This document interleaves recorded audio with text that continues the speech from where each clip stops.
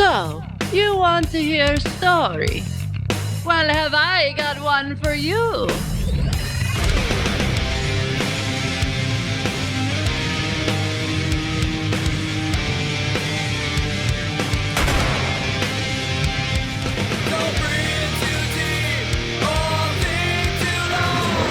A lot of people around here with guns, so kind of helps to have an itchy trigger finger.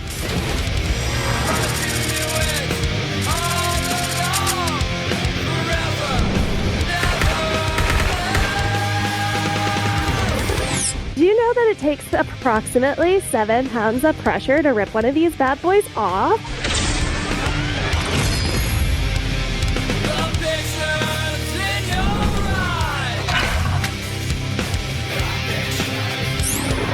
As soon as he clocks that, he just darts for the shadows.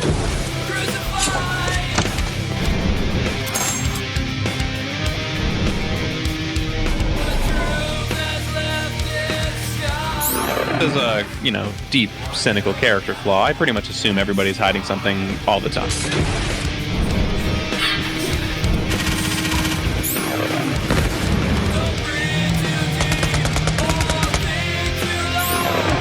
My boss was like, "Oh, you gotta fight this guy, or you're gonna get another bullet in the head." And I was like, "Okay."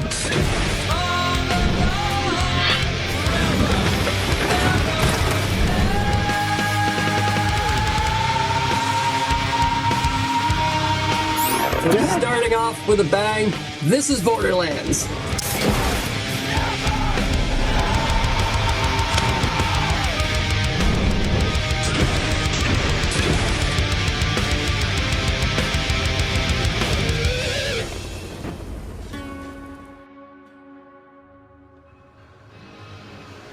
When we last left off, our crew of Mercs and Miscreants made their way to the old Darwell oasis in the dust. Finding Torgue's super bitchin' bizarre of awesomeness, hell yeah! 2 days of non-stop fun, meeting the friendly locals, staking out the competition, and fixing up the most badass slaughtermobile time and money can allow. Willy, wow! 9 badass teams fill the starting line, preparing themselves for hours of shredding through the dust towards the frozen waste. Who will make it to the finish line and achieve ultimate badassery? Find out now, as we resume our tale of vaults and villains. I know. Whew, threw that a little. So metal. All right. So yeah, you guys have souped up your technical over the past several days, working alongside Brianna Grin and the Sin Tint auto shop, giving a sweet paint job alongside some iridium reinforced plating, fitting it with barbed wheels and a grinder and an attached towable sled connected to a winch, along with a deployable parachute and a mount that holds Hobbs' echo device for Fidget to keep contact while Hobbs drives, and Kimmy, Tegan, and Duck and Peaches ride along. The first thing we must determine as the vehicles are pulling up to the starting line is who is going to go where. Obviously, Fidget, you're going to be the eye in the sky for this run. Yep. So, Hobbs, we're all assuming that you're driving. Excellent. So that leaves who wants to be in the gunner seat, the barrel launcher. Ooh, Tegan does. I feel like Tegan might be a good aspect for that because everyone else does have a bit more ranged capabilities, where Tegan is a bit limited in that aspect. So if everyone's cool with Tegan jumping in the gunner's seat, that would put Duck and Kimmy riding in the cab, along with Peaches, who's kind of like already like he's like kind of crouched, standing on a wheel well, holding on to like the side of the technical. Just kind of like Peaches at the crowd, waving his flaming baton around as the crowds have gathered deep. So we have like an official starting line, like a couple towers marking the checkered line that's kind of like laid onto the sands here, and there are people like surrounding the finish line, or not finish line, but a starting line. And eventually those people will all step through a very large fast travel to Digistruct travel to the Happy Pig Hotel, where we'll await the finish line. So, as you're all revving your engine to the starting line, Torgue comes up over the Badass-tron, explaining the rules.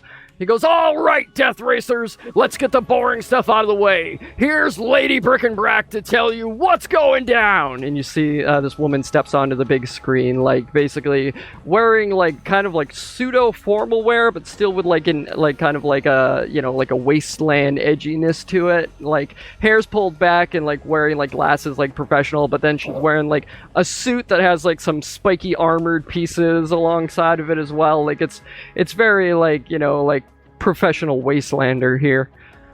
She goes, thank you, Torgue, you big sweetie, and howdy to all of the combatants and spectators. Here's the general layout. 9 teams start, and each team is worth 600 points. Whenever one team takes out another, they get the defeated team's points added to their own. So if you take out a whole team, your points will go from 600 to 1200. Somebody say something? I just said, oh shit. Oh, yeah. If another team then takes you out, they get the whole shebang, 1,200 points added to their own. The more points you collect, the bigger the target on your back, but the more reward money you'll win if y'all survive.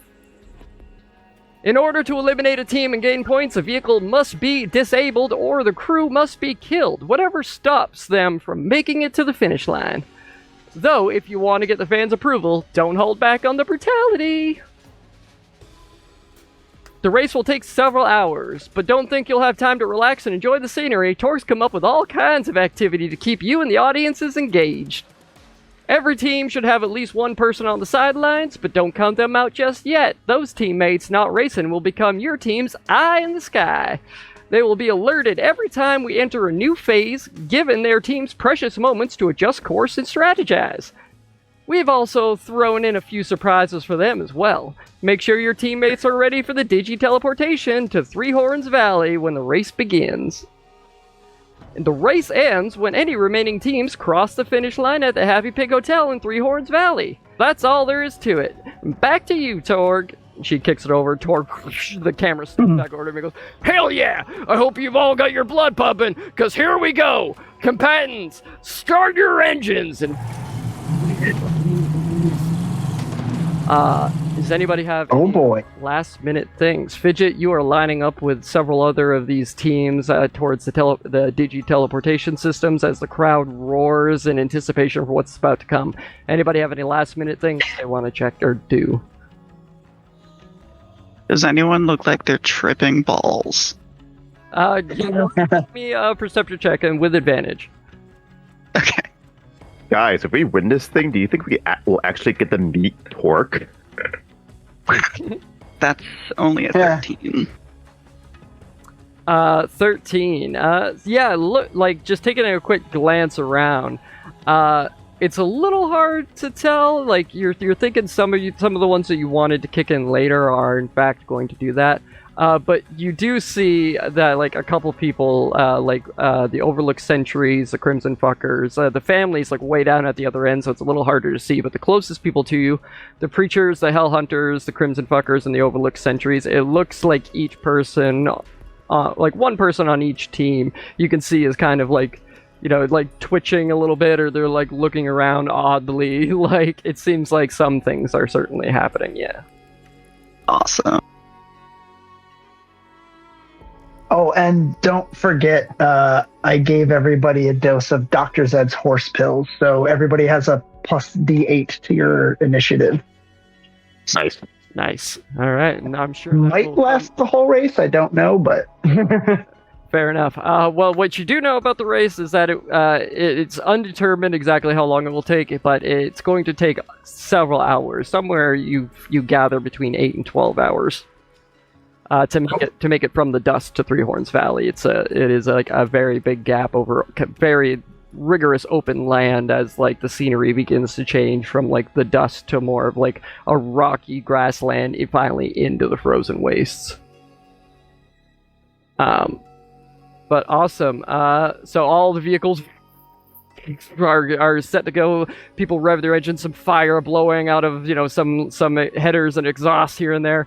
And Torgue once again comes on. He goes, all right, on your mark, get set, slaughter! And the horns off, and everyone tears. As we take off, can I toss a double vision grenade into one of the driver's seats? Oh shit! Yeah. Go ahead. So I don't know if you caught the message, but Hobbs's intention is to pull a Ready Player One here and slam on reverse for the first 10 seconds to give anybody who's taking pot shots in the car a clear shot at any vehicle. All right. Yeah. Fantastic. Kimmy, everyone, you see tires spinning in the sand. So right next to you are actually, I'm trying to think of the best way to settle this. Roll a d4. A D4? Yeah. You got it. Let me grab one of my little pyramids here. I brought out my fancy dice today. That is 1. 1. All right. So right next to you actually are the Crimson Fuckers, a group of psychos that, and you can see Peaches as one psycho are maybe 3 inches from each other's face as they both hang off their respective vehicles, and they're just kind of just it's like they're having a weird conversation entirely spoken in manic breathing. As they kind of move around each other but awesome. Go ahead. So you toss, just whip a double vision. That's a save, is it not? That is a wisdom saving throw. Okay, I'm gonna use more. Right as she does that, Yep. can I also ask for a wisdom save? Well, are they within 30 feet of us? Yeah. I mean, they're probably their vehicle's maybe 20 feet away from yours, Max. Can I also ask for a wisdom save? You sure can. Let me settle this one. So far I have 2 fails, 3 fails, 4 fails. That's 1, 2, 3, 4, and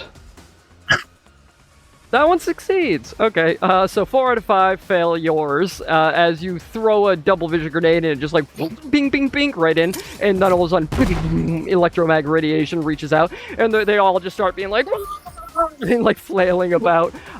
They start to pull forward, but the driver's not holding onto the wheel, so they immediately begin to just fishtail in the sand.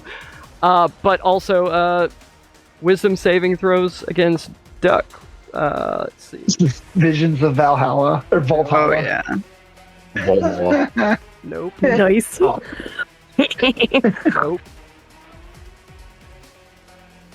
Hopefully it'll just. That's a So fucking funny. 1 to 15. What's your save? 14. Okay, so that's 1 success. Oh, double 18s, 2 success, and 1 more. Nope. So that's 3 out of 5 as you pull out your visions of Altala, and boom, in it. You see, for a second, Peaches is kind of and then he looks and he's okay, he's not affected by it as you. Right. These other psychos, now their vision, their eyes are vibrating, so they're seeing double, and then all of a sudden it's double visions of Altala, and they just start and immediately start to turn into some of the oncoming traffic of these other people beginning to turn. Smashing immediately into the preachers, which was right next to them. It only lasts a minute, but I figured. Yeah, I'm gonna. Oh, this was so perfect. Yeah, the first minute was definitely a good one to choose. Yeah. Let me. I need a D10. Thank you. I feel like even in this hyper futuristic vehicle that we have a roll down window, because I just picture Hobbs furiously rolling down the window to throw out the finger at these guys as we just create so much mind fuckery and nothing else. Just these fucking guys, just fucking. That's all it took. Mind fucks, no bullets. Mind fucks. Bye.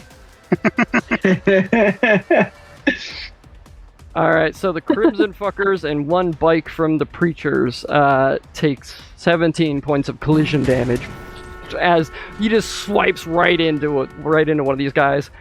knocking him like off his bike before he has to get up and like kind of reset.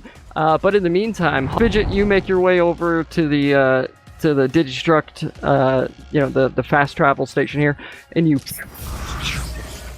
arrive outside the Happy Pig Hotel, which is a newly renovated hotel with like a lot of rooms. It's easily like 5 stories tall at this point, but still has the cliche gigantic pig that revolves on the stand. It says the Happy Pig Hotel, and there's like a little auto garage attached to it. But yeah, Torgue has like bought this place out, and it's like been Torgified. And as like you are brought into a waiting area, you eventually are given kind of like a station. You see there's a large room fitted with several like very like advanced computers, and like you're placed down in your own station. You have like a headset, and it gives you like an aerial view of like this race that's happening. And it will allow you to like zoom into specific vehicles. It comes equipped with like night vision and heat vision and that kind of stuff like that. Q. But brilliant. All right. So back on the race. So the race begins immediately as Hobbs, you were right to guess.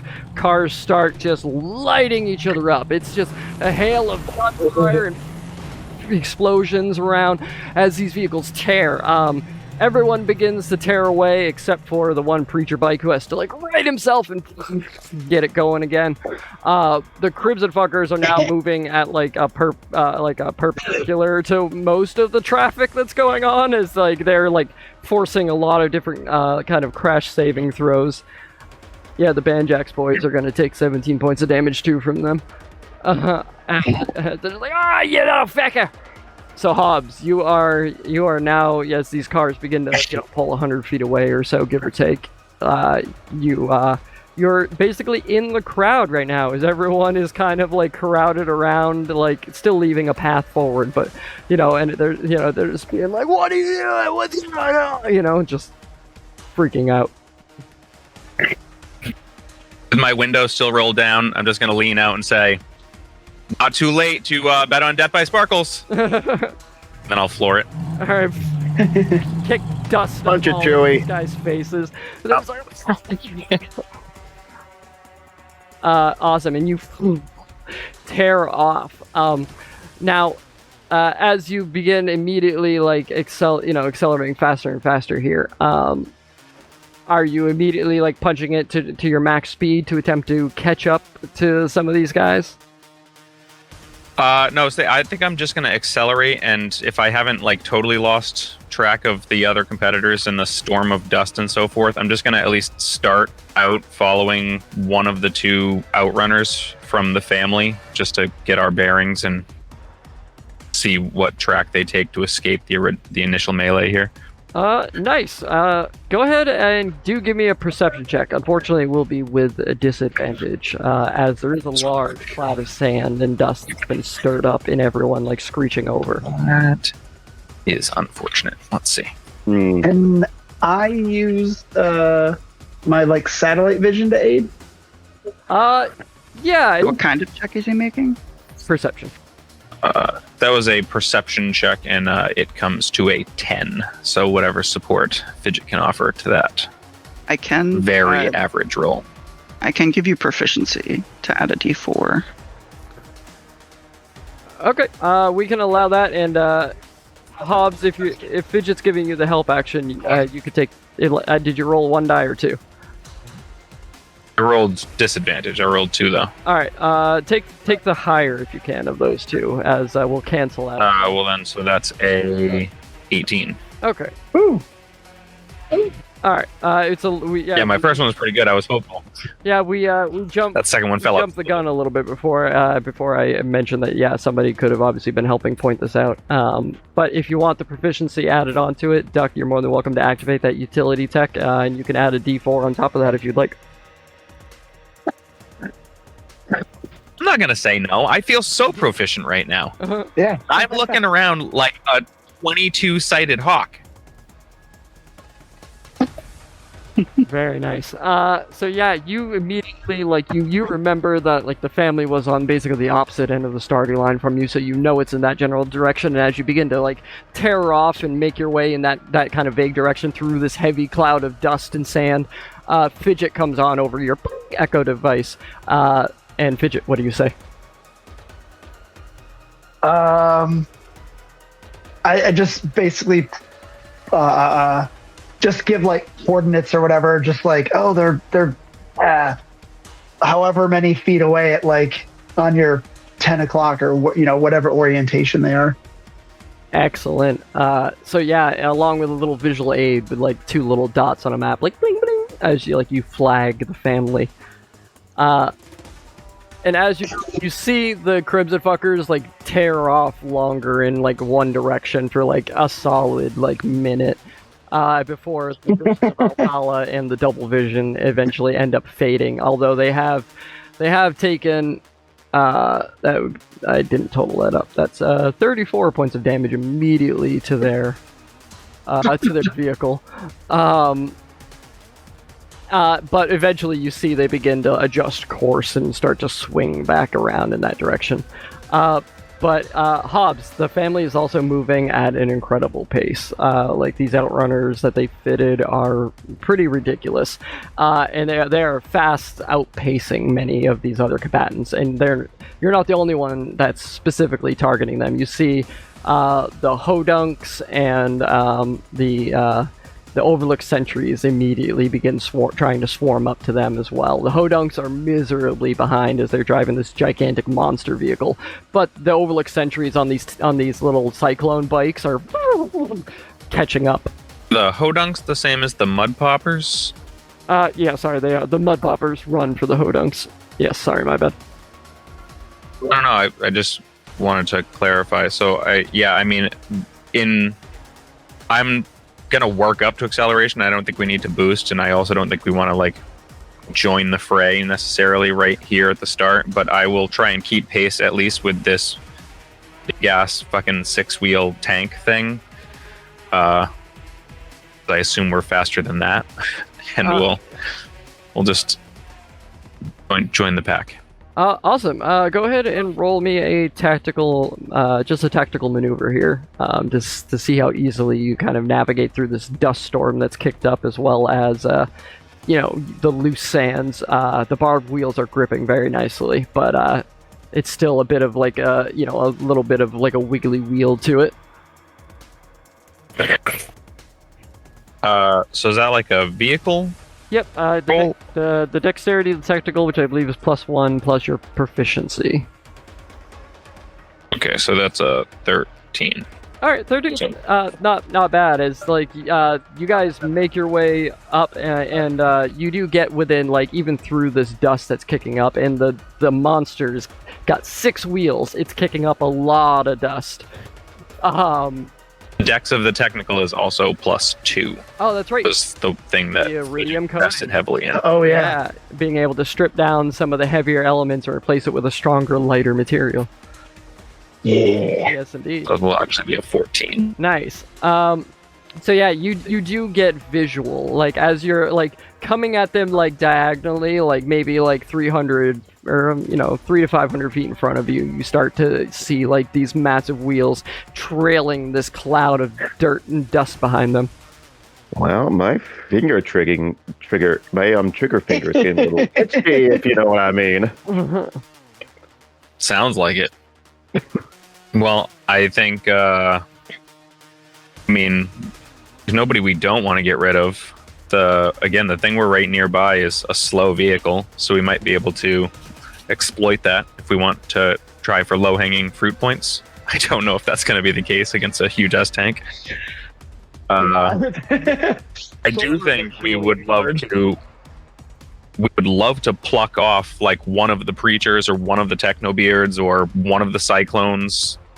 What are they? Overlooked sentries. If we could just shrink a team early because they're not well armored, that would be Nice. Fantastic. Why does everyone give a quick perception check here? As Hobbs begins, everyone's tearing off. Some people are spreading out more, but there's a lot of people. The family's obviously a big target. You do see some other people that begin kind of infighting. But let's see what you guys pick out of this this dust storm here. And Jay, you can include in that perception. My perception was 11. Mine was 7. 19. Oh, this shit. Also 7. 13. I got a 19. Okay. And I think, yeah, Duck.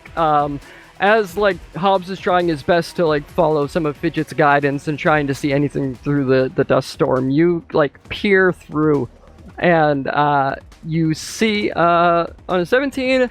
I'll give you your pick. As Hobbs had mentioned, the Preachers, it's 2 bikes. Their bikes are damaged, or one of their bikes is damaged from the Crimson Fuckers.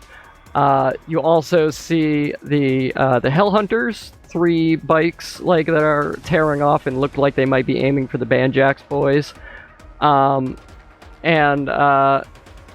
As Hobbs kind of moves closer to the family and the Mud Poppers, you see the Crimson Fuckers begin to move back in this direction as well, and their vehicle's pretty heavily damaged. You're thinking one of these 3 teams might be a little bit easy pickings. We got a lot of bikes around us, and the psychos are catching up. Gee. Are any of them within 60 feet?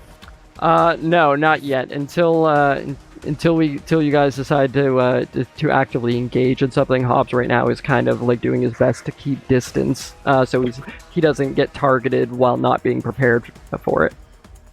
Fair. Okay. I'm just internally strategizing, so I wanted to check. Yep, I mean, as soon as you guys decide if and when you want to engage, I'm sure Hobbs can accommodate getting within close proximity very quickly. Okay. I like the idea of letting the Hell Hunters go and pick on what I think is probably a better vehicle and let them try and scratch each other out. But maybe I'll ask Duck, who's closer to us now? Is it going to be the Psychos or the Preachers? On a 17, the Preachers are closer, but the Crimson Fuckers are quickly turning and coming back in the direction. It would be fairly easy to just accelerate, kind of meet them in the middle more or less. You also know that at least one of the Crimson Fuckers is having an issue related to Duck. The Preachers appear to be more or less okay at this point. I tell you all that. Nice. I think let's go get them. Hell yeah. Let's go get him. You're not the only fucking psychos in this race, goddammit.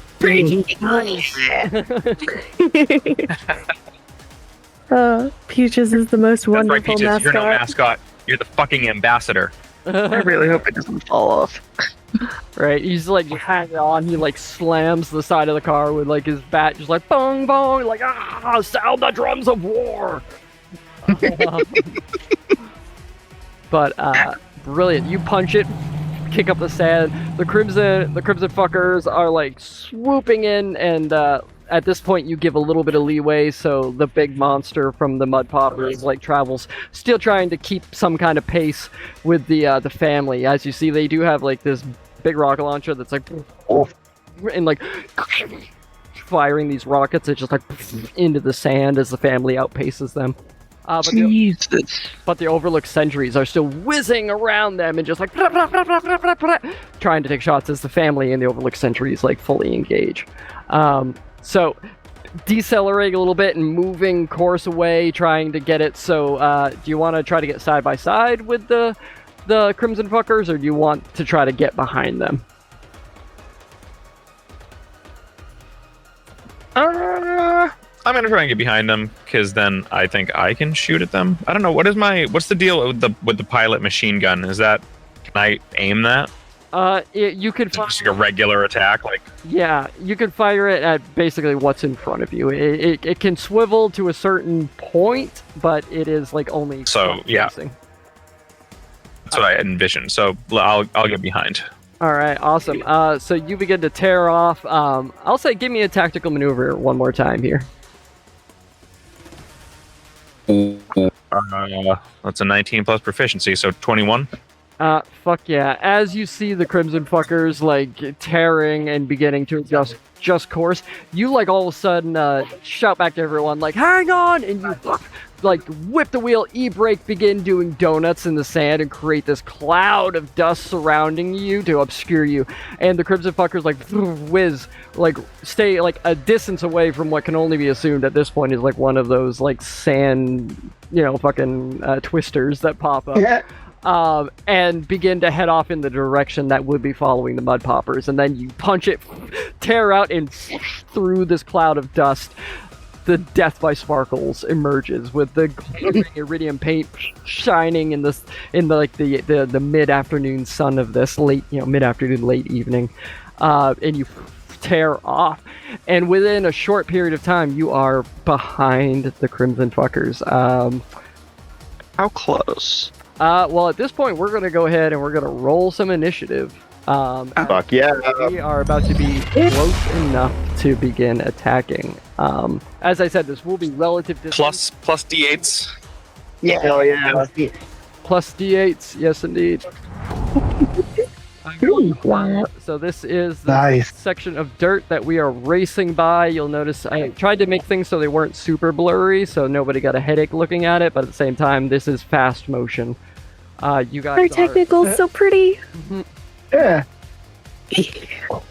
You guys are moving at ridiculous speeds, and I would say Hobbs is like you punch it to catch up to these guys. We'll say you're moving at acceleration 3. These guys are at acceleration 4, so they're maxed out. And you are you pull in right here. But since you guys pulled up behind them and you did such a good job on that tactical maneuver, whipping up the cloud and coming behind them, we're going to go ahead and use this as a surprise round. So as you pull up, Duck, this vehicle is roughly 2 car lengths ahead of you, so that'll put you roughly in like the kind of 60-foot range for pieces of tech, and as well as we'll count assault rifles can hit without disadvantage, like SMGs and shotguns would have disadvantage at that range, that kind of thing, you know what I mean? Yeah. But awesome, go ahead, you are free to act. You may try to target the vehicle, or you may try to target a psycho. I'm gonna use irradiated light speed on their vehicle. Nice. As you pull out the Hyperion grenade and begin to throw it, and it streaks at the vehicle. So go ahead and make your tech attack, I believe it is. Dirty 20. Oh yeah, that'll definitely hit. I'm currently trying to pull up the Crimson Fucker's vehicle stats, but I know that'll hit. So go ahead. 19 points of damage. And the next attack has advantage. That was serious. Yeah. These guys have already been a little fucked up because they're psychos and they didn't think to put a grinder on their vehicle, and they've crashed into 2 people so far. And if you don't have a grinder and you crash into something, your car gets damaged too. But the grinder kind of cancels that damage out. We have a grinder? We have a grinder. Yeah. Amazing. One of the things Brianna really wanted to put on in front of the car, and just using scrap metal, she did it for no additional cost. Oh, sick. We have such a nice sponsor. Honestly. So I hope we win for her sake. You whip this grenade, you see it like flies like right into like the what do you call it, the tail of the vehicle, if you will. My brain is broken, and then it just like lifts it. You see the car like and jerks a little bit. They're gonna make a tactical maneuver. So I'm dumb. First of all, I rolled 2d20s, and then I was like, why am I giving them, like, they don't have advantage or disadvantage on this. But then both of them rolled nat 20s. Ooh. So they, their ass wiggles a little bit. But So the dice have spoken. Yeah, pretty much. Some of these guys have been able to keep it together. Peaches is just going to hold an action until perhaps we get a little closer. Peaches does have a few long-range capabilities, but isn't going to try to use them at this point. So that's going to be the driver of this vehicle, the Crimson Fuckers, is already at max speed, so they are going to use their action to take the dodge action as they try to, like, fishtail and try to, like, throw you off. A little bit from just being able to center. So attacks against these guys will have disadvantage moving forward. The first one will be a straight roll because of irradiated light speed. Yes, indeed, because that does shower them. Shower the vehicle is like painted with this radiation on it. Very good. And you hear Fidget chirp over the echo device. Says, remember, we don't necessarily have to destroy the vehicle if they're unable to race. Like, it'd be a real shame if they fell off the vehicle. Rude. That is accurate. Brilliant. Next up in initiative will be Kimmy.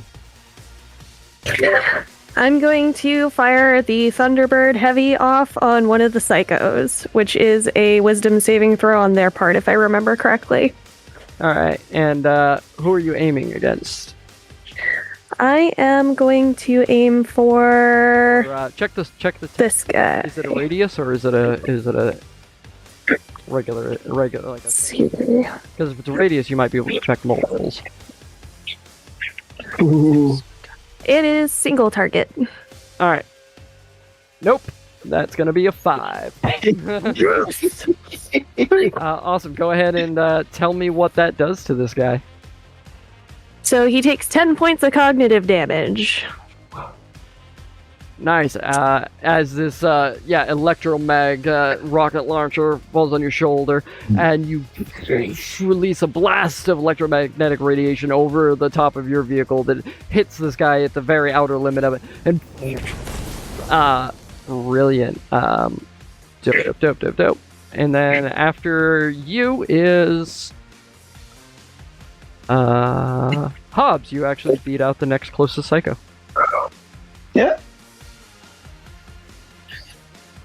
So I think what Hobbs is going to do, if they're swerving really well, is so if I use my movement to accelerate this round, do I get, like, can I pull up as close to them as, like, I could? Basically, with the you can, with one level of acceleration, you can basically get up, like, behind them. Okay, so what I want to do is actually, like, go wide a little. I mean, you could, if you want to, like, kind of, like, you could close the distance and move diagonally to kind of get, like, in that generalized area. But more or less what I was trying to do. I want to use my sensory disruptor tech on the driver. Gotcha. Which is only a 30-foot range, though. Okay, well, yeah. actually, I put a question mark not in the page, but I think that's the blindness deafness range. Gotcha. Yep, you can, you can get within range of doing that. It's one of my, like, once per long rest abilities, and I would need the driver to give me a con save. Alright, con save.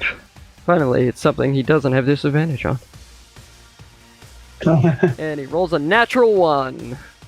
No.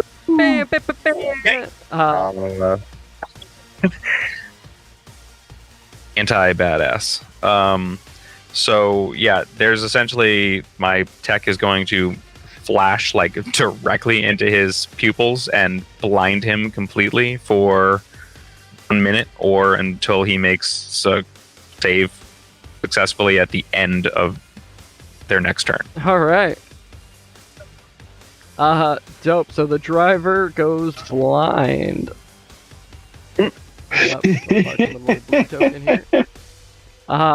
as it's just like, ah, fuck, or whatever, as he like was trying, like doing the wrong thing and trying to get an eyeball on where you had gone since you were no longer directly behind them, and look directly into your tech as you like launch.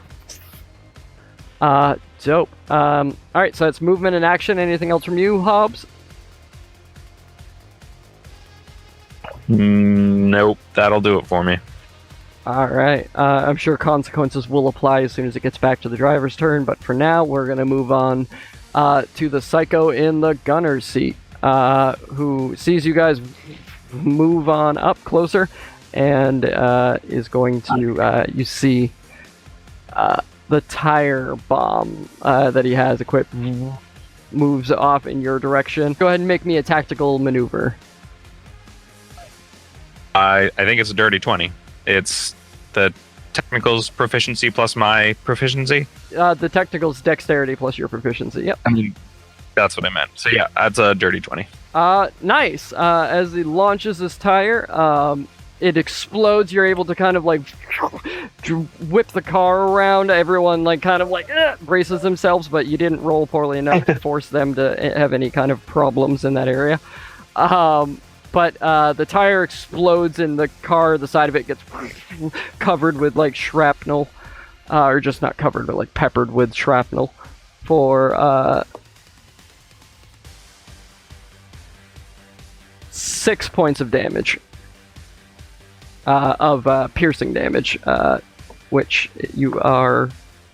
So it's actually going to cut it to 4 points of piercing damage to the vehicle. And then after that, it is the psycho that Kimmy just blow, and he is going to. You see, he pulls out like they have like this like little cache of like weapons behind him. He pulls out a buzzsaw axe and lights a stick of dynamite on it and pulls it right at the front of the vehicle here. Ooh, shit, roll. Yeah, that's only going to be a 12 to hit. It sticks into like the ground and like blows beside you guys. You whiz by. What a shit roll, man! Killing me. And then Tegan, that's going to be you as Hobbs is pulled up closer to this guy here. You can use the barrel launcher if you would like, or you can try to make an attack with some other weapon or something you have at your disposal. Oh, I'm gonna use the barrel launcher. Oh, yeah. Fuck yeah! As the barrel launcher moves in that direction. So that's gonna force these guys to make a tactical maneuver. Although this guy is blind. I love the barrel launcher. I'm not going to say that's an auto hit on the blind, but he is going to have disadvantage making this tactical maneuver. As you see, like, the gunner shouts, like, "What are you doing? Move!" And the guy, "Ah!" And he, like, jerks the wheel a little bit. But that is going to, I think that's going to be a failure. Plus, yep, that's a failure. So go ahead and roll 4d10 explosive damage. 4d10. Yep. Okay. Damn. Ooh. That is 20. So that's 24. Whew. 24 explosive. 24 points. And go ahead and roll me another d4. Kablooey. 1. So 25. All right, Jesus. As the vehicle like hits like squarely on like the side of panel of this vehicle, just boom, and like that's gonna be a tactical maneuver. Which he also fails.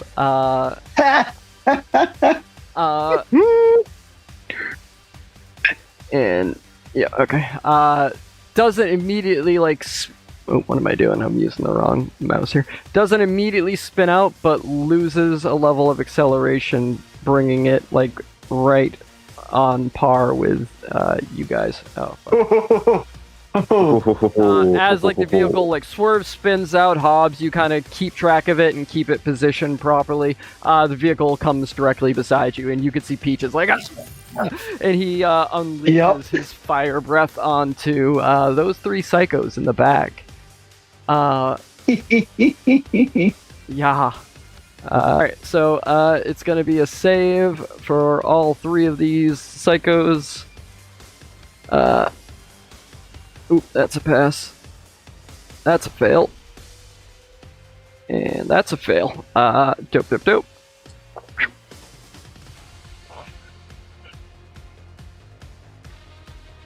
Alright, and that's to Psycho number 3, the one that Kimmy hit, that's a fail. That's gonna be 12 points of damage. A fire damage to them, plus 1 for their vulnerability, so 13 points. Psycho number 4 is hit for the first time, and they failed. They're going to take 12 points, and the Tink was able to shield himself behind the body of one of his other friends, so he's only going to take 6 points of fire damage. Dope. That's Peaches held action. Tegan went, and now it is this Psycho that's on the back of the truck, right facing Peaches. Is going to pull out his buzz axe and take a swing at him. That's a hit. And that's going to be 10 points of damage to Peaches. As Peaches just catches this buzzsaw axe. He does not slip from the side of the vehicle. He manages to hold himself there pretty well. And then this Tink is gonna go. This Tink's gonna like climb up the side of this vehicle a little bit, and he's gonna throw one of these exploding buzz axes. It ping right into the side of the car and explodes. Do I need any? Nope. That's just gonna be.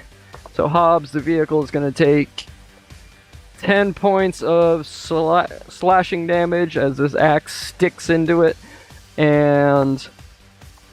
Ooh.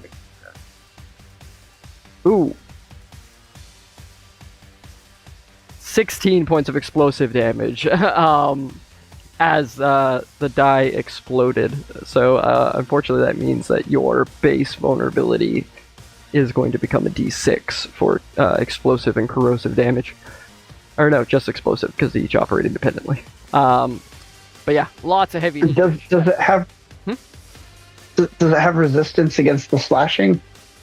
Oh, it does. That's right. So let's go ahead and you can add that 6 points back to the technical, and that's going to bring us back to the start of initiative with Duck. Yeah. Okay. I was looking at my tech. Where'd it go? As this little Tink Psycho is like, yeah, it's sword in the fire! And Peaches is like, fuck you! Fuck you! I love it. Kimmy, make an insight check while Duck looks over his tech. Closer. Oh, okay. Alright. Insight. Not bad. 14. You start getting the impression that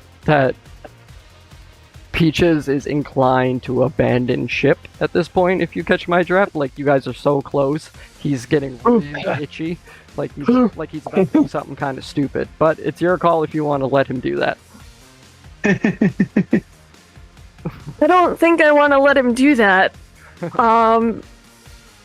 Kimmy's just gonna like put a soothing hand on Peaches' shoulder and just be like, "Listen, we're gonna get these guys. It's gonna be okay. Don't do anything reckless, all right?" He's like, like.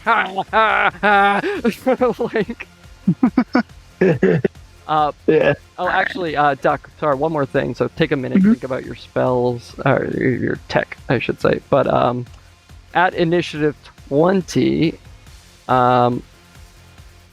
I need Hobbs to make a tactical maneuver check here. I think that's after me, right? It is, but this is the start. At the start of initiative, this is almost like this is kind of like a layer action type deal. Gotcha. Okay. So that's going to be a 17.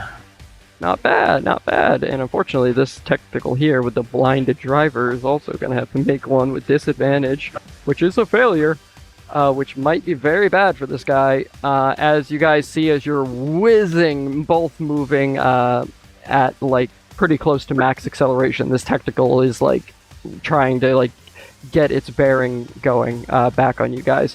But you see up ahead of you is a rock. A giant rock jutting out of the ground and coming at you very fast. But Hobbs, you managed to spot it coming and can course correct. As you like, it's up to you if you want to on your turn. I should say you can accelerate or decelerate or kind of move out of the way here in general. But that tactical maneuver check was to maintain on your driving and see it coming with enough time to be able to make some kind of response. Yeah, all I would, however we want it to fit either into my movement on the turn, or I would just essentially keep course here until I know the last chance that I need to pull away and not hit it so that they can't pull away in this direction. Their 50% of escape routes are not available. Excellent. We'll settle that when it comes to your turn, but right now, Duck, you are side by side with these guys. You may do what you want. Okay. Brock. And I just realized I dropped the ball. I intended each turn to do like a perception check or something to see if I could see any dangers ahead. I got so engrossed in what was going on, I forgot to mention that. That's okay. We'll keep it going moving forward. I'll be better at being like top of initiative. I'm gonna make that mark right. Well, I should have asked if I was going to be in the initiative order. I just wasn't even thinking about it. You could pretty much chime in with like some kind of help action or a perception check once on anybody's turn if you want to try to aid somebody in something, or if you want to make a general check. I like that. That sounds great. There's a similar thing in Starfinder where you can be like a helper for the ship, and I did that, and it was a lot of fun. Awesome. All right, Rock. Duck. What are you doing? The rock changes what I wanted to do. I'm gonna throw an Operation Knockout. Oh boy! All right. At the driver. Yep. That makes sense. So I need a Wisdom save. Oh wait, this utility has no effect if the target is a psycho. Yes, indeed. Yep. Unfortunately, psychos are immune to this particular type of electromag. Yeah. They're immune to kind of mind, like many mind-altering effects, which is why the Visions of Valhalla is so fucking good, is because most psychos aren't affected by that kind of shit. Yeah.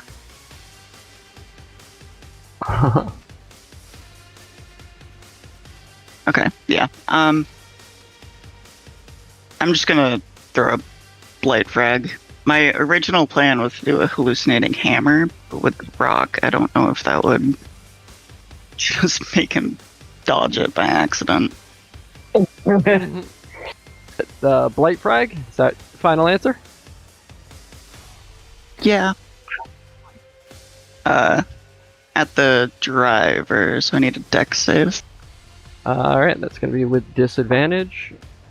Sorry that took me so long, by the way. I know that's the worst when someone takes forever to do their turn. No, it's okay. I threw some shit at you at the last second.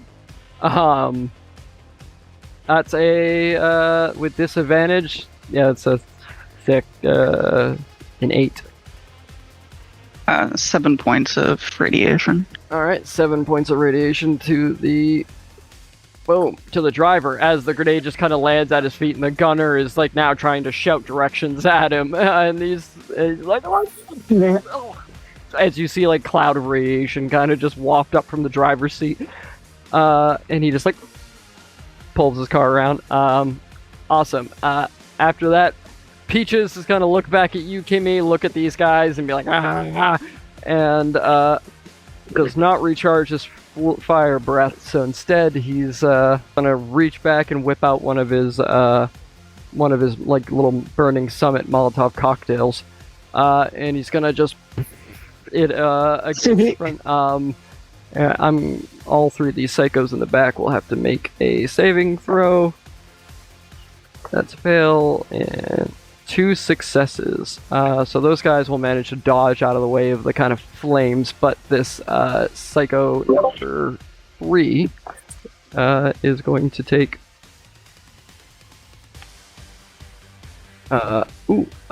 another 10 points of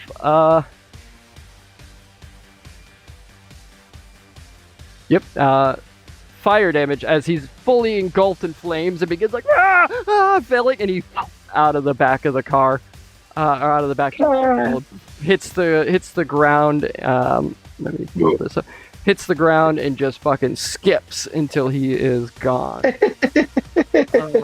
All you see is like black ash, or black smoke, like rising as you keep tearing by. That was the exact amount of hit points he had left. His vulnerability to fire was what killed him. Awesome. Dope. And then Peaches looks back at you, Amy, and goes, "Ha!" Oh my gosh, good job, Peaches. That's wonderful. You got him. I got him! Dope. After Peaches is going to be the driver, who can't do anything, so he's just going to let his turn pass as he tries his hardest to listen to the gunner shouting directions at him as the gunner's like, "Rock! Rock!" And he's going to try to break that blindness. It's a wisdom check he has to make?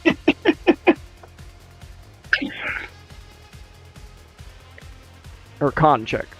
It is a con save. Okay. And he gets repeated at the end of each turn, and my DC for that is, I don't know. Hold on.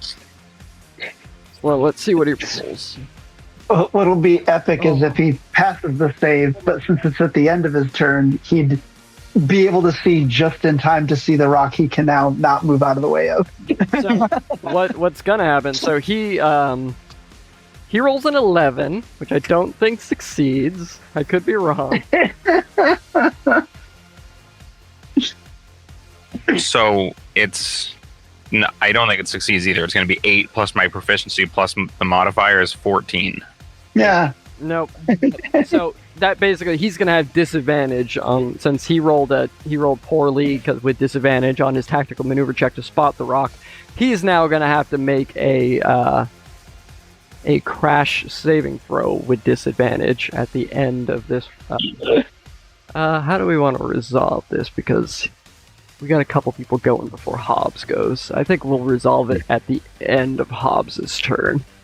But this rock moves as you guys are moving ever closer. Hobbs, you begin to kind of like peel down a little bit, and this driver's not splitting. And that's gonna be Kimmy. I'm gonna throw a roided grenade into the back there. Throw what grenade? A roided Merv grenade. That sounds bad for them. Yeah, they all have to make a con save. Alright, well, or take 3d8. Con save is not the worst for them. Let's see. Alright, so I should mark number 3 is out. So this is, you're aiming for the gunner, the tank, and psycho number 2? Or number 4, rather, I believe? Yes. Alright. Vengeance. Alright, the gunner fails. 9 plus. That's a 10 for the tink. And a 15 for psycho number 4. Hang on 1 second here. I can't find my d8s again. 2. So, what's your DC? Your tech save? I'm trying to find it right now. Oh, it's a 16. Okay, so they all fail. Where did I put the third d8? Jesus. These dice, they're getting away from me. Oh God. So you pull out a Hyperion grenade and just it's another longbow, so it just like teleports like basically 10 feet away from you or 20 feet away, whatever it is, like right into the cab of this, like lodges itself in between like the gunner's seat and the cab of the truck before it explodes. All these little child grenades like and just the entire cab of this becomes just like a 60-mile-an-hour explosion. And they take 12 points of damage. I'm not rolling exceptionally great for damage rolls tonight. Sorry. That's okay. Actually, I'm gonna put my twinkle dice away. I thought I was gonna do good with them for a special occasion, but they're misbehaving. That's okay. Alright, that's, actually, is that... I need to double check my thing real quick here. Playtest. But, up next, let's see... well, Kimmy, that's your action. Do you have any other bonus actions or anything you wish? I'm gonna give Hobbs inspiration. Nice. What do you say to Hobbs? Yeah. Be like, slick driving there, bro. I'm gonna flash a big grin that probably has caught a couple of strange Pandoran bugs in it by now. Lots of dust. Uh-huh. Yep, Kimmy, what happens to this little guy? Immense dismemberment. Perhaps an arm falls out of the back like some kind of weird dog toy. Very nice. As, after the explosions clear, you just see some, blood, viscera, and lone body parts off the, off the back of that car, as that Tink is just no longer there. Bye-bye, Tink. After he dealt an impressive amount of damage to the car, and then just gets wasted. Yeah. All right. Vengeance. How dare he ruin my paint job? Yeah. This gunner in the gunner's seat is once again just going to launch a tire at the vehicle right next to you. This probably is also not going to go undamaged himself for this, but he is a psycho, so. Hobbs, make a tactical maneuver check. Could I from like my eye in the sky position see him targeting and like throw a warning through the echo to give a help on this? Or maybe that might be the reason, but I would save the help action because that's my first natty 20 in a few sessions. Oh, nice. For flavor, we'll say Fidget, you help, but you still have an action this round if you wish. Cool. But yeah, awesome. So you're only gonna take. Where's my? There you are. Low rolls.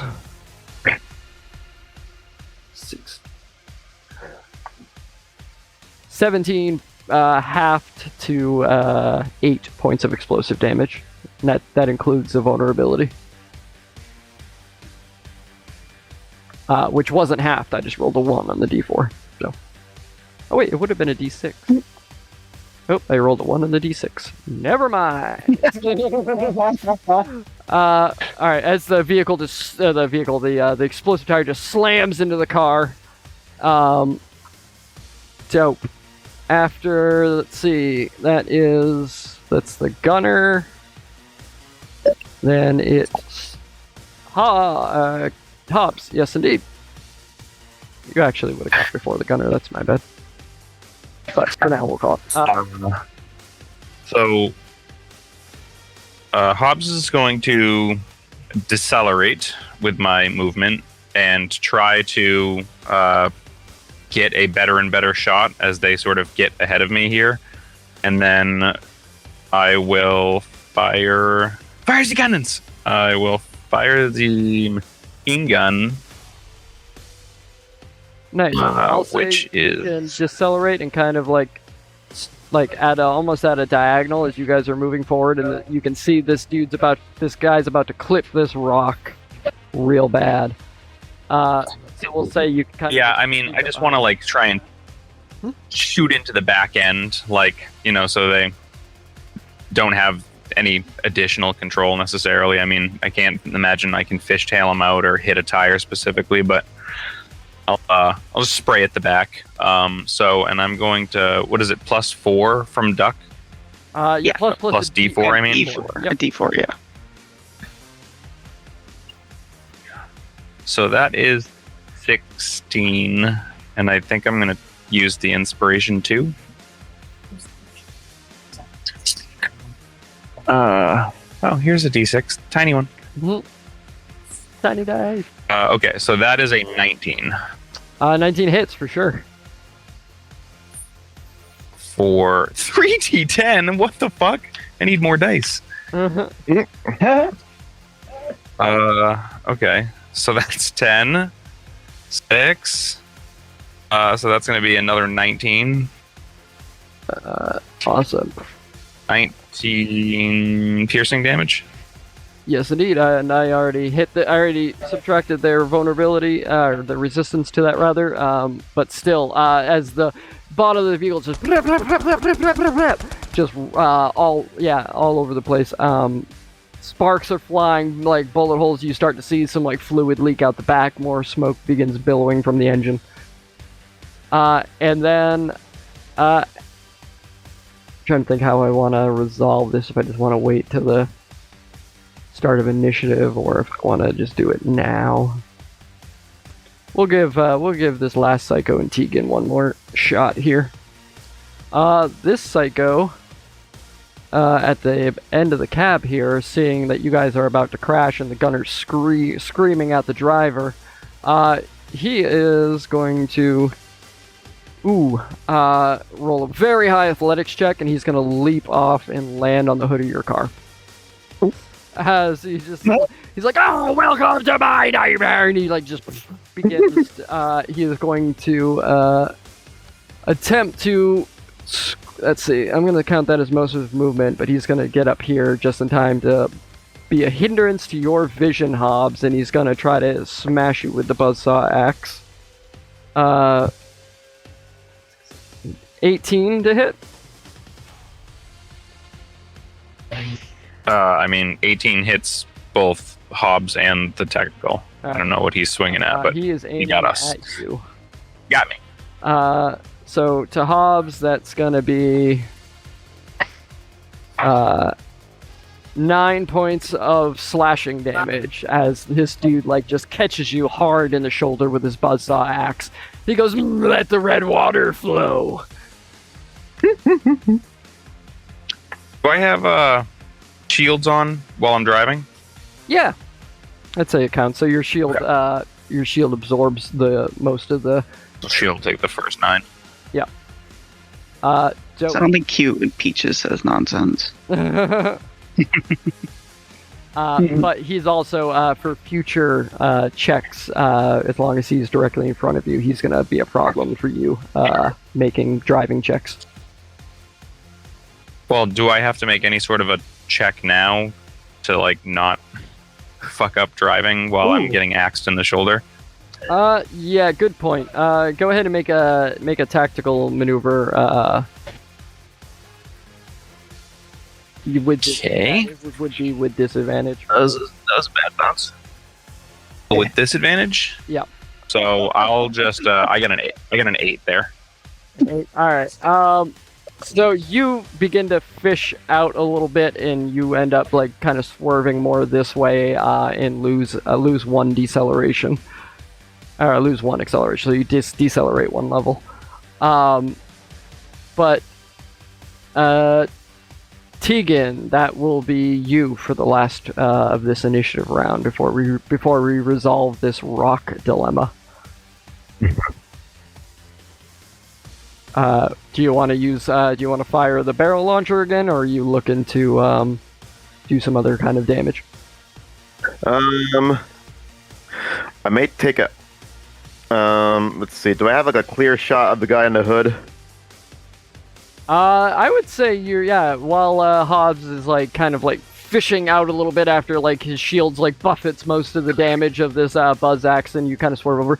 If you want to reach out and try to get your shotgun, I think you could probably make the attack. Melee attack, you would have to climb out onto the hood yourself. Right. I probably don't want to do that, but I can definitely whip out my shotgun. Yep. And try to blow this guy off. You certainly can. If you hit him, I will make him make a strength saving throw to see if he can stay on. Alrighty. Get me something good, baby. Oh, wait, no, that's, maybe. Hit the 12. A 12 actually hits this psycho. Yay! Yeah. Alright. Awesome. So go ahead and roll your damage for that. It's 1d10.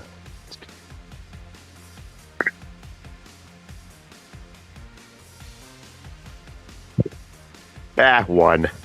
1 point of damage. All right. One, piercing damage. Although it should be the base damage is the die plus your proficiency bonus. So. Oh, that's right. Okay, so that's 4 at least. Either 3 at least.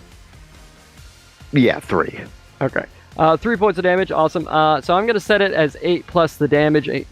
So this dude's gonna make a DC 11 strength saving throw. And he rolls a natural 19. So unfortunately, you do hit him, but he stays on top of the hood. Yeah, he's a sticky bastard.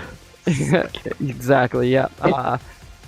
And then that's gonna end this particular round. This psycho, having failed his saves, crashes into this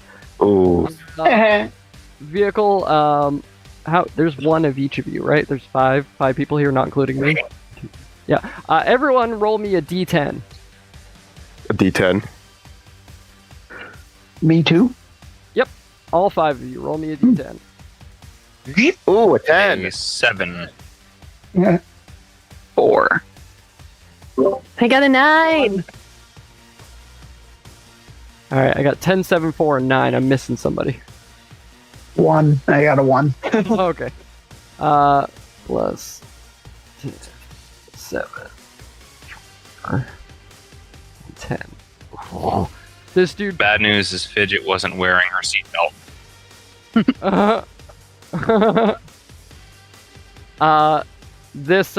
Awesome. So this. Oh my God. Sorry, I'm doing the math in my head, and this is nuts. This vehicle clips this rock. Boom! It immediately loses all of its acceleration as it like clips sidewinds. The rock shoots by. You could see smoke and fire begin bellowing from the engine as like this one psycho that's blinded in the driver's seat is like smashed against the steering wheel of it. This if there was anybody in the cab of the car, they would have been flung off, skipping across the sands. But this psycho in the gunner's seat just like slams off the side, and as he like looks up, you guys are moving directly at them. As we begin the top of initiative. Although it may not be immediately necessary, the top of the next initiative, you guys see that, well, it's a little hard to see from the psycho, but there is a stinging cacti coming up on you, which is a brutal plant with some natural defenses that grows in Pandora's wastelands. But that's neither here nor there, as Duck, go ahead, take your turn. I'm just gonna give Hobbs, geez, the name left my brain for a hot second there. I'm just gonna give Hobbs proficiency. So D4 to their next ability check. Nice. Whatever it may be. Nice. Duck, you reach out with your support tech and you could see Hobbs, like, you're both on the Echo display as well as, like, the personal displays that you have, like, built into, like, your systems. You get some advanced targeting algorithm. You get, like, your reflexes are boosted. Like, you feel the power of this tech flow through you. Just in case. Awesome. Anything else from you, Duck? Nope. All right. Next up is Peaches. Nope, doesn't. Peaches is going to use all of his movement to scramble up right down here next to Hobbs. As he's like standing up like next to you, like over this like driver side or passenger side panel here that just has like the like various equipment set up in it. He's standing on top of it and then just takes a swing at this psycho here. So that's gonna hit with a 17. 6 points of bludgeoning damage. Ooh, and 10 points of fire damage to this guy. Kind of forgot that guy was there too. My bad. Nope, totally cool. Nice, he is still up. But that's what Peaches does, and then it is the driver is once again going to try to shake off this effect with a con save. Ooh, that's a dirty 20. Which I believe succeeds Hobbs's effect. Succeeds by a lot. Yeah. As like finally his vision comes back to him just in time, as his like you can see like blood dripping underneath his mask, and he looks over and sees you guys coming at him. It's just like, but that's the end of his turn that he used to try to succeed on that. So that's it for him. So Kimmy, that's you. Kimmy's going to pop up from the back of the car behind Hobbs and look at the psycho, and she's gonna say "Zany Parade" before she's firing off her shotgun at him. Nice. You stand up, and we'll say that you like move over and kind of climb up on the top of this cab next to Tegan. Mind you, you guys are moving, you know, like 50 miles an hour as you're like all like clambering up this fucking onto the roof and hood of these technicals. She's hanging on for dear life. Tentacles just. We're actually down to our down to one of our four. If our total of acceleration deceleration, we've been slowed dramatically over the last 3 turns. Okay, fair enough. Yes. All right. So instead of 50, you're probably moving at like more like 40 miles an hour ish in that kind of range. 30, 40. And 17 to hit. 17 hits. Yes. Okay, and that one is and that is 9 points of damage to the psycho on the hood. Nice. I would have him make a strength saving throw. Were that not enough to end his life? I want to blow one of his legs off. Fair enough. He is like, he like stands up to get another like, over the head swing down at Hobbs, and right as like Kimmy, your tentacles like pick up from behind from behind the cab where like Hobbs is stationed in, and you just and one like, and he boom plants face first like right onto the windshield for you, Hobbs. He's just like and then up and over, whizzing just like inches by Kimmy as like he hits the ground. You feel the bump of the tire as this dude is just wung off the map here. Hobbs flips on the windshield wipers and says, "Much obliged." Happy to be of service. Dope. That's the end of him. And then next up would be Hobbs. As you are speeding towards this side-jacked technical. Your call if you want to go through it or around it. Yeah, I mean, so we're down to the 1 acceleration, so I think Hobbs is going to see that vehicle sort of lame duck in front of us after the guy is knocked off the roof, and I'm gonna say, buckle up, or hold on, or tell Peaches to lay down, and then just slam the booster button, and take it to 4. Awesome. Brilliant. Yeah, blue flames rocket out of like the tailpipes as you like crank the nozzle over, if you will, hit the button, back in the car. You see like Peaches is like basically pinned to the like the windshield before he like gets up, scrambles over, and is like basically holding on to Tegan. As Tegan, you like duck down as much as you can in the gunner's seat. Kimmy, you flip into the cab, and you and Duck both kind of hold each other for a moment as the vehicle murders through. Everyone, roll me another d10, except for you, Hobbs. Hobbs, you roll me 3d10. Ooh. Shit. As we I got a 3. Oh. Oop.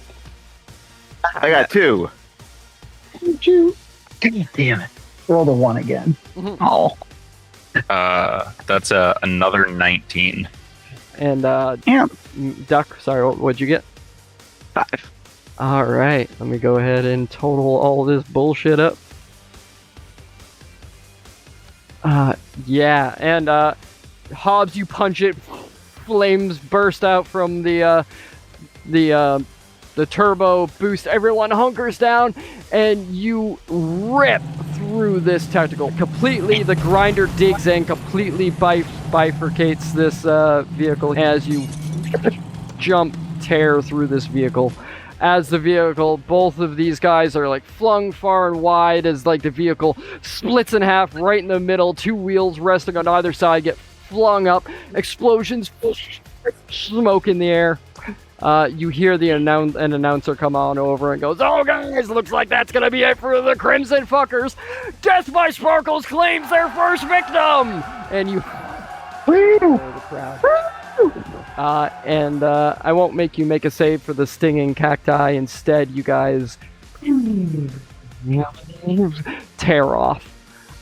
Just whiz past. Kimmy's blowing kisses at the camera. You see these little like, they're almost like, you know, those old like, you know, like what are they called? Those old cameras with the big fucking cans on them. With the hand crank? Yeah. They don't have a hand crank, and they seem to be like resting on drones, but there are these like large cameras that are like, you can see like dozens of them in the air as they follow all the action going on. Holy shit, I'm on TV. It might be because I watched it recently, but you know how in Spy Kids 3, like the video game one where they're Yes. like, yeah, the floating orbs that like follow them and like essentially film it. That's what I'm picturing. But Yeah. We don't have Elijah Woods in this universe, though. It makes me so sad. if only. Fidget, you're in this high techno room. As you're just like, yes, just, you know, like rooting on the team, and you see like the member of the Crimson Fuckers that was here not doing his job very well because he's also a fucking psycho, like throws the headphones off and just smash, just keeps on wrecking at the screen. Eventually you see 2 big Torgue thugs come out, and they grab him by his head and like smash him into the table, and then pick him up and like drag him out. Awesome. Yeah, he's like, "Find Lieberman!" as he like drags away. But brilliant as you guys carry on further into the dust. Still sounds of gunfire sparked, but much like you, it seems like certain damages have been done and people have begun to like separate, be a little bit more cautious than they are in this aspect. At the end of this, time is relevant in this, but I would say as you guys pull away and continue driving, like we're a good like half hour, 45 minutes of like positioning and maneuvering into this. Lady Brickenbrack pops back up on the screen and goes, "Hey y'all, we're here for a little bit of an update. So it would seem that the family have managed to take out those overlooked sentries that were dogging them. Of course, who really, you know, who didn't see that one coming? I mean, come on. But the surprise of the night so far, the Crimson Fuckers, perhaps one of the more wild cards of the game, were taken out by newcomers, the Pandoricorn Squad, and their lovely vehicle, the one that everyone can see from space, Death by Sparkles." The crowd, like, you know, the crowd goes, He goes, so right now, it would also seem as though the preachers have put a dent into the Banjacks boys. They're having a little bit of a hard time out there.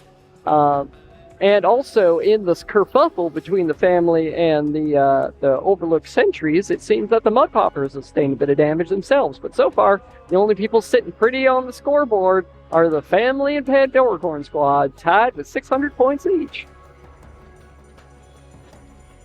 And then, yeah, flash graphics, and all of a sudden Torgue pops on the screen and he goes, now that we're done with with the appetizer, let's start getting into the meat and potatoes of this thing.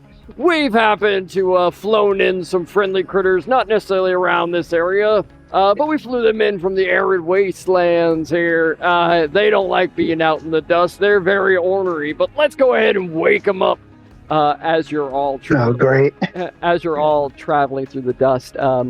Fidget, you get a little ping on your menu that has a dossier and be like, entering stage 2, and it gives you all this information about what is to come. But off in the distance, so Hobbs, you guys are the Pandoricorn squad is like still pretty far behind most of the other people that have been tearing up the course, especially the amount that you like decelerated and kind of kept moving. So everyone is a little bit more in front of you. So you still see the clouds of like this dust being kicked up by the racers. But in the distance, you see these towering, like 4-legged insect-like creatures standing like 30, 40 feet tall, rise out of the sand on these large, spindly spider legs.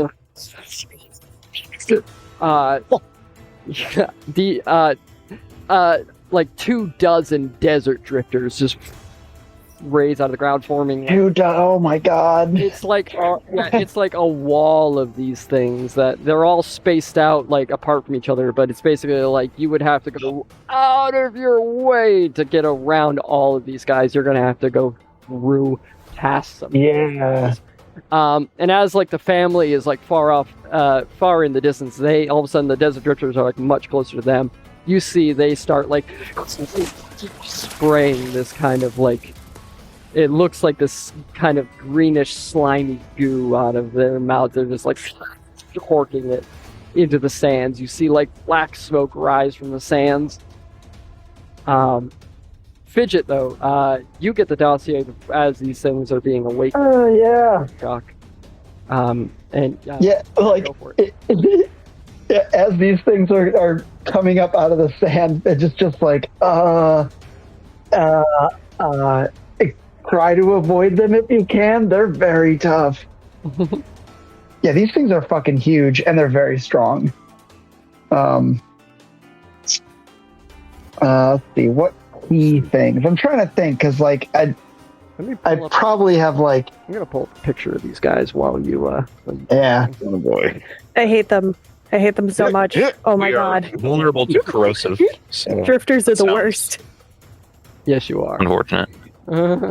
They are. I don't know if it's gonna help. If in case it does help, they are vulnerable to shock damage. Shut. But these things, they're huge. They are fast. They can jump far.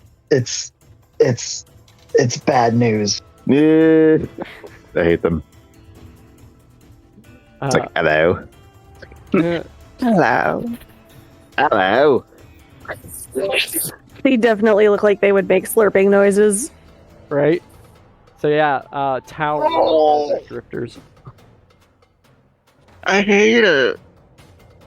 I hate it so much. Yeah. The best piece of advice I could give is just try to keep your distance. Like, they can shoot those gobs of stuff, but that's still better than them jumping on the car is the nightmare scenario I'm imagining. I don't like, you don't they want look like that. they look like upside down skulls, and I hate it. They do, yeah. Yeah. Yeah. Yeah, They're such a would seem pain to like deal an with in game upside down too. face thing. Yep. So yeah, Torgue comes on, and he goes, let's enter stage 2 and see who can survive the wall of death. And yeah, just like heavy metal, like music begins to kick on as you guys are racing towards these things as they stand to their full height of 30, 40 feet tall, and then kind of just begin moving through the sands. Now, it's up to you guys. As Fidget has recommended, you might want to try to keep your distance, in which case we'll go into a skills challenge. Otherwise, if you guys want to try to attack one of these things to make a better opening, you certainly can as well. I mean, my thought was to try and at least hug along one edge of this line or the other so that we can't get enclosed or like have multiple rush our direction. Like we can only deal with the 3 or 4 closest to the edge of the line. Like if they're forming a line, as I'm trying to envision it. Yes. Awesome. I'm just making sure I'm not forgetting anything about this. Yes, indeed. So yeah, like I said, these things are massive. Like their bodies are like 10 feet long, but their legs are enormous and that's how they get like their 30 feet of like height. So you can easily like try to go underneath them, but there is a chance that they could attempt to kind of crush down, and they are, as Fidget mentioned, these guys are strong, and if they manage to like into you, there's a good like you're not gonna run through these guys and knock them over. If you try to ram over your legs, it will stop you. Yeah. Like grinder or no grinder. Like you'll deal some heavy damage to it, but odds are better that because these things have like these like spikes that they like pierce deep into the sand, and that's how they maintain their like sure footing while they're like moving, like basically on stilts. They just like into the ground each step they take. Yeah, we don't want it to then just pierce through our vehicle. Like I said, yeah, No, bad. thank you. Great. And you see immediately like some cars like decelerate wildly and like begin to fish. You see like everyone start peeling in like weird like infinity symbol 8s or like as everyone like begins to scramble. You see some rockets. One of these things like rears back and rocks, and then just boom off the fucking sky like 100 feet in the air. This thing sails through the air, and then as dust raises up from where it lands. Beep. Guys, that's a big boy. Yep. Awesome, but eventually people begin to like find their edge, take their dash peering through. You guys are one of the last ones to get close enough to this wall here, and as you try to like maneuver your positioning in, first things, Hobbs, go ahead and let's just make a tactical maneuver like a regular driving check. You can do it with advantage as like the rest of your party like puts all of their lives in your hand. I'm actually going to. I'll spend a badass token. I may. Woo! My first mayhem token.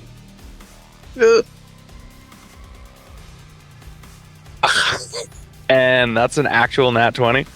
Oh! I almost like one. Do I drop camera on it? Oh, nice. We see it on my nice bard felt. Track. I have a quick question, if you don't mind. Does the nanobots ordinance work on cars? The nanobots ordinance does work to repair vehicles, yes indeed. Okay. I swapped it in for my plasma orb ordinance because I never used it when we leveled up and stuff. Nice. So I just wanted to double check. That's a good thing to have, especially now. As you begin racing up to this, yes. Hobbs, you see where that one drifter leapt. There is like a bit of an opening as like this one other drifter is just kind of like moving into its like place. So there's like a little bit of a wide berth around this thing. So you start like kind of peeling towards where there's an opening, but this thing is slowly like moving, closing that opening in. But you're in good position to not have to try to like race through one of these things' legs. You might be able to get around it in time. Kimmy, you you like pop open one of your support utilities, and like you see like this little wave of like what looks like almost like this kind of effervescent metallic liquid just kind of pour over some of the vehicle, specifically into the area where that Tink like slammed the exploding axe into the side. Now the Are they glittery? oh yeah, like they shine like like. If anyone's seen like when the episode of Futurama when Bender clones himself 1 billion times. Nice. Shiny ass. Yeah. I'll do that. I'll do it at the 2nd level. Is that okay? All right. 2nd level nanobot repair ordnance. As you activate it, expending one of your tech slots to give it some more oomph, you can restore 3d6 hit points to the technical. You just start to see like the marks from the explosion and like the hole that it formed just kind of starts to begin to like weld itself back over as these things like just begin replacing. That one's cocked. Waste. Oh, Jesus. Sorry, one of them keeps cocking. There we go. Cock and die. Hey. Alright, so the vehicle gets 13 points back. Nice, 13 hit points back to the technical. Nice. To the Death by Sparkles. Nice. Alright, Yes. as we draw closer and closer to these things,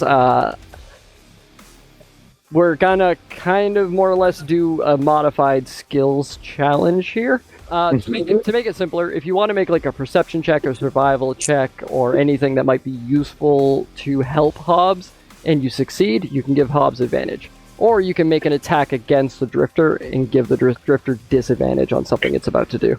Because unfortunately, unless you guys really decide you want to hammer down on this thing, you're not going to do enough damage to outright kill it. Not real fast anyway. I think Jay can back me up on that. Yeah. But if you do hit it and you deal damage to it, I will either give it disadvantage on some attack it tries to make against you, or give Hobbs advantage against any ability checks that he would make. I'll give the help action to give the drifters disadvantage. All right. Personally, is it one or the other, or? Yep. So basically, you can make an attack roll with a piece of tech or a firearm to give the drifters disadvantage, or you can make. I'll have you make some check to give a check, and if you pass, you can give advantage to Hobbs. Sorry, I should have been clear about that. Okay.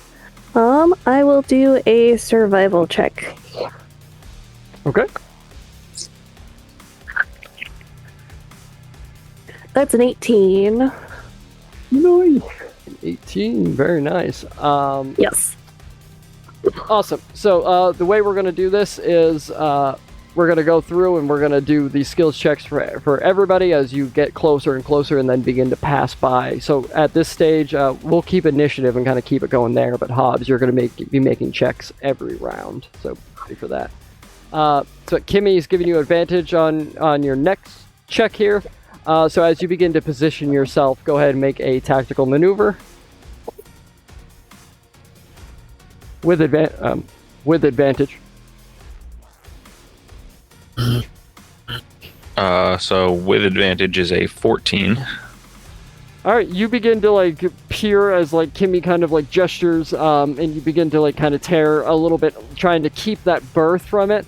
But in doing so, this thing has noticed that you're coming up at it and has started to kind of orientate itself towards you.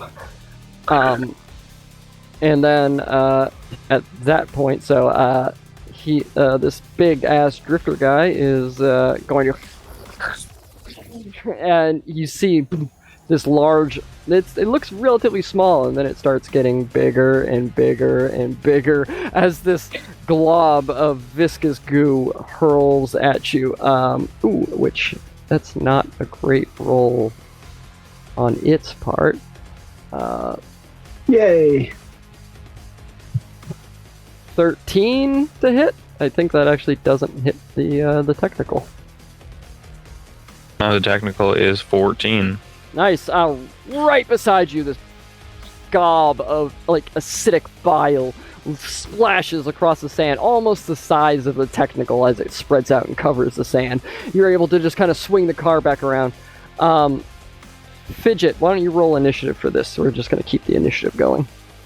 I'm going to leave Peaches out of this.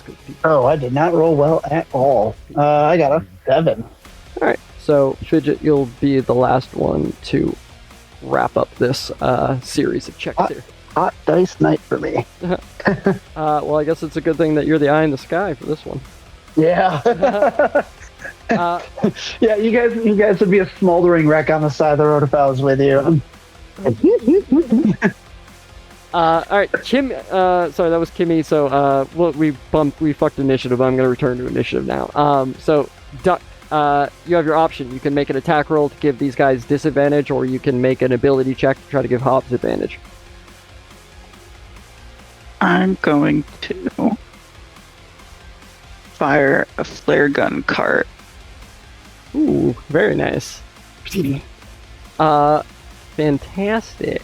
And Which I think is a dex save on their part.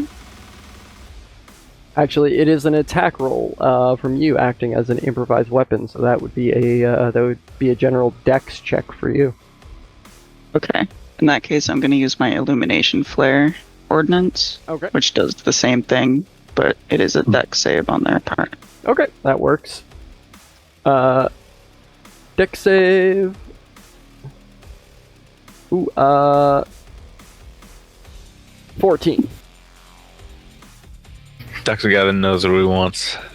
Just My DC. That is your DC? Yeah. Unfortunately, beats it. Yeah. Yeah. You like send out this this illumination flare that through the sky, aiming at this this drifter that's kind of and he like looks at it and like, but then just begins to kind of move away from it, like closing in a little bit more on you guys as you guys are now coming towards each other. Oh, great. Unfortunately, that is a failure, but thankfully this is not like a 6 successes before 3 failures. It's just hopefully you succeed more than you take damage. Yeah. Ooh, that one will hit with a 19. As this thing horks up another glob, sending it flying towards you guys. That's going to deal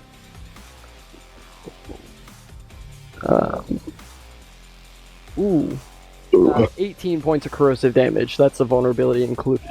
As it just over it lands right in front of the car and then like splashes up as you guys just kind of run through it, like the tires send off this black smoke as you're peeling through it, moving. But that's Duck, that's Kimmy. Hobbs, make another tactical maneuver as you you're trying again just to put enough distance between you and it. That is a 21. Ooh, a 21, very nice. Yeah, you start to you punch it, accelerate to your max speed, begin moving at a diagonal as this thing starts through the sand trying to catch up to you. It's now it's coming straight at you as you're moving off in a direction, so it starts kind of almost in a chase, even though you are hundreds of feet apart still. But Tegan, do you want to try to attack this drifter, or do you want to make an ability check to give Hobbs advantage?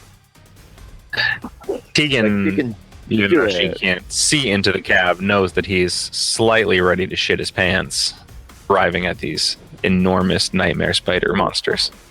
What up I do? Can I do? Let's see. Can I do a what do you call it? What is that word? An intimidation, but a pep talk or something, an intimidating pep talk. Yeah, you know what? I'll allow you to intimidate Hobbs into doing better. Okay. Yeah, it's like one of those like coaches pep talk. Yeah, exactly. Like, It's like, what are you doing out here? I was thinking like Full Metal Jacket. Yeah. yeah. Like, Right. it's like you better do something or we're all gonna die. It's on you, man. It's on you. We're gonna Bullshit. either I bet you can stick a golf ball through 30 feet of garden hose. I'm sorry, I love that movie. Go ahead and make your roll. All right. 11. So that's 15. 15. Nice. I like that. That'll be enough. I think Hobbs is like as you're like resting in the cab, like you said, about ready to shit your pants. You hear a boom boom boom on the hood of the technical, and you start hearing Tegan like shouting. And it definitely takes your head out of that space for a minute, like where it's like, yeah, all right, head in the game, and you like go ahead and make another tactical maneuver check with advantage. With advantage. Which I will probably have needed there. Okay, so that one will be a 19. Very much we needed that advantage. So you're jockeying in for a position, like putting a bit more distance between you and yourself, as it's been 50-50 whether this thing is going to hit. So instead, this thing is going to use one of its long jumps as it lifts off into the ground. Is going to like move like a good 40 feet plus closer to you guys. It closes the distance on you a bit and slams into the ground. It's still like a far enough distance away that it's not going to be able to use its stomp attack, but it will be able to better hit you. Not when it rolls a natural 1, though, as it just works like right onto the ground in front of it. But you guys continue moving through these things. Fidget, if you want to make an ability check here, unfortunately you don't necessarily have the option to hurt these things unless you have some trick. Yeah. But you could certainly make an ability check to give Hopper. So I was thinking this might fall under the purview of lore, maybe. That I'll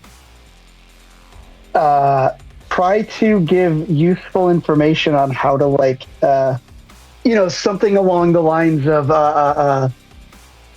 like maybe after looking over their dossier, like I'd kind of just try to pull little bits of information of what I might know about other like creatures and be like, so the way these things track their prey is whatever, blah, blah, blah, and they'll anticipate your movement. If you approach one of them at like a 30-degree angle and then suddenly turn 30 degrees in the opposite direction, when you get within 100 feet of them, it'll try to leap at you, anticipating where you're going to be and miss. You think that would fall under like lore, maybe? Yeah, I dig that. I think that's a good use of it. Plus, you have. I switched to a different die, and it didn't help me that much. It got an 11. Well, an 11's not good enough to give Hobbs advantage, but it is enough to help with what comes after. But all right, cool. Go ahead and make a tactical maneuver one more time for me here. Maneuver. All right, so drive within 100 feet of it, and then jerk suddenly to any other direction. Got it. And okay, so that is a 15. Nice, a 15, as once again this thing takes off from the ground, and as you see him ready himself to leap up, you like whip like the e-brake, like come around, you start driving directly at it as it's like it's gonna land on the fucking hood of your car, and then you like whip around and start tearing off in the direction that the race is supposed to be moving. It lands directly behind you as you downshift for it to save your fucking life and begin picking up speed here. Now it's been basically 2 successes and two moderate failures or moderate successes, depending on how you want to put it. That's enough that this creature is now right behind you, but you have the edge, you are past it, and you are accelerating faster than it can chase you. Yay! Now it comes down to the final one, Hobbs. I'm gonna let you either you can call out an attack to have one of your teammates make an attack. You can attempt to make an attack yourself by like leaning out the window and doing something, or you can make an ability check and give yourself advantage on the next tactical maneuver you make.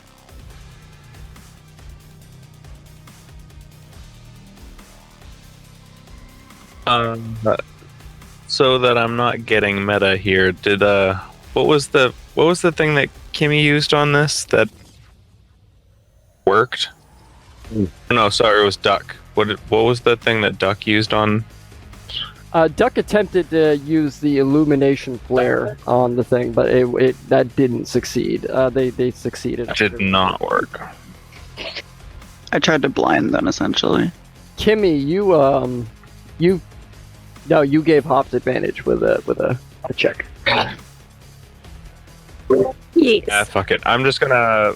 Hobbs is gonna roll the window down and lean my head out and say, "Tegan, feed it a barrel." All right, Tegan, you orient the barrel. What do you say to Hobbs in response? My gun's ready, and my gun is ready, and I'm ready to blow my load. All right. You launch this thing directly up. Like, this thing is standing directly behind you. It like launches up into this thing. They're gonna make a dexterity saving throw, which is a 14. What's the dex save on the technical? Can I disillusion this thing? Ooh, yeah, I'll allow that. We're a little, like, the initiative's a little funky, but I'll allow that. Alright, before you roll, hang on. Barrel launcher has a... Ooh, okay. Yeah, even if you're... Alright, so you have to roll a 2 or higher on your distance. Okay. Go. Okay. Alright. Send all the lucky vibes. Here we go. 3! Yes! Nice. This thing ducks down like it's gonna try to get your head like right into like the like Kimmy and Duck in the cab. This thing like lurches down as like Hobbs begins to tear away, and a barrel boom right on the side of it. It rocks it. And it's gonna rear up, and right as you start to pull away, Hobbs, it's gonna try to slam down with a stomp on you guys with disadvantage. Which is... Ooh, that's a 9 to hit as it boom and right in, like, 5 feet into the ground as, like, Hobbs tears away. Brutal. Awesome. Hobbs, go ahead and give me, this could be the last technical maneuver of the night. If you can hit a DC 20, you're gonna rocket away, and this thing will have no hopes of catching up to you. Otherwise, it's going to get one more attack against you. Can I give proficiency? Proficiency, yep. You can definitely hit him with proficiency. Okay. So you get a D4. Thank you kindly. Oh, and I just draw my dice. That's not a good sign. Yikes. So that's... and plus a D4. So that's 14. As you're downshifting for your life, the barbed tires dig into the sand, you start like getting moving, you accelerate like up to like third level acceleration here, going like 50 miles an hour trying to get away from this thing. It turns and yeah, it's gonna hork one more big glob at you. With a natural 19 for a 26 to hit. And that's... Yeah, I think that does it.